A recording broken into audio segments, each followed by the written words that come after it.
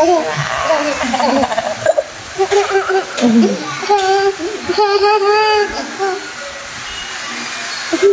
si Nathan. Eto na nga pala si Nathan ngayon. Awa ng Diyos, bumubuti na ng gusto yung pakiramdam niya. Nagiging masiyahin na ulit siya. Bumabalik na siya sa dati. Pati yung kain niya. Ang lakas na rin niyang kumain. Nakakatuwa. At dito nga pala, ito na yung araw na ilalabas siya ng ospital kasi dadalhin siya sa ibang ospital para magawa yung MIR niya. Para ma-check yung utak niya. Dito nga parang nag-iisip-isip yung bata na kung saan na naman siya dadalhin. Pero ang nakakatuwa lang yan kay Nathan kasi ang brave niya, ang tahimik lang, nag-oobserba sa paligid niya. Hindi niya alam, meron na namang gagawin sa kanya.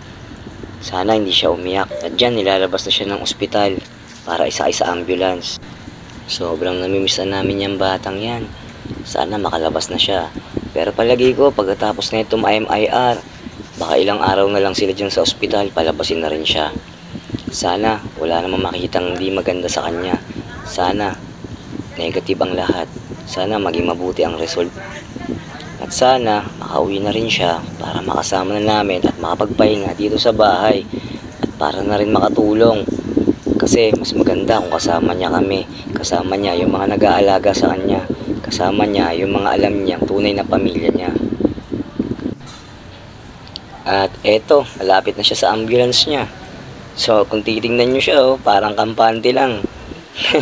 Nakakatuwa lang. Kasi talagang sanay na rin siya sa mga tao. Ay, nako Nathan.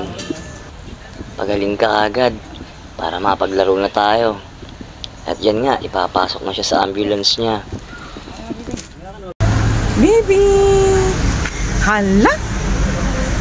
Grabe! Dito kung mapapansin nyo, medyo balisa siya. Iba yung pakiramdam niya, nararamdaman ko siya. Nag-oobserba siya sa paligid, pero alam ko may takot siya na baka may gagawin na naman sa kanya mga itutusok.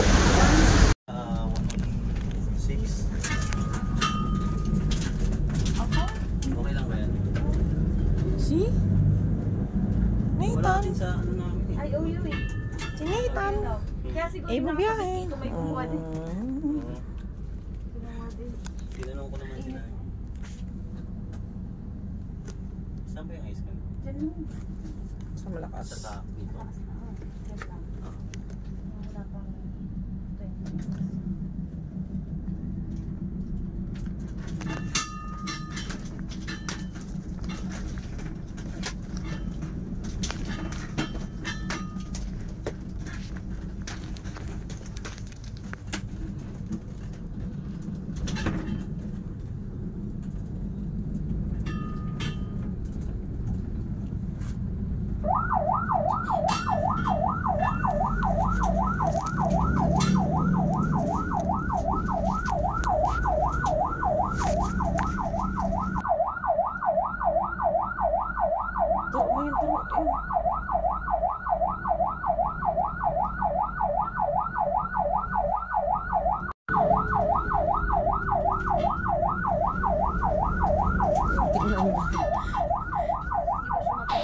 After nga pala ng mga mahabang biyahe nila, dumating na sila sa ospital. Medyo naiyak lang siya dito kasi nga meron na namang gawing pagbibipi sa kanya. Siguro kala niya injectionan.